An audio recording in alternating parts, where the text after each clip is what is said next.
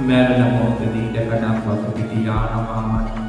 කනකර ආවරණ මතක් වෙලා අනේ අපරාධ මේක මගෙන් පස්සේ කවුරු ගනීද දන්නේ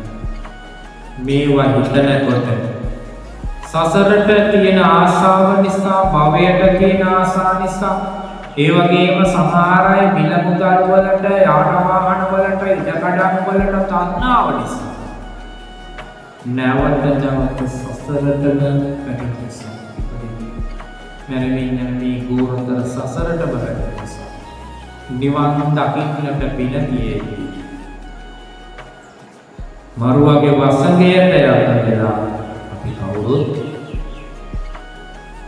සසර තුල නැවත ඉපදෙමින් මැරෙනවා ඒ නිසා සිහිය උපදවගෙන සිහියෙන් යුක්තව කටයුතු කරන්න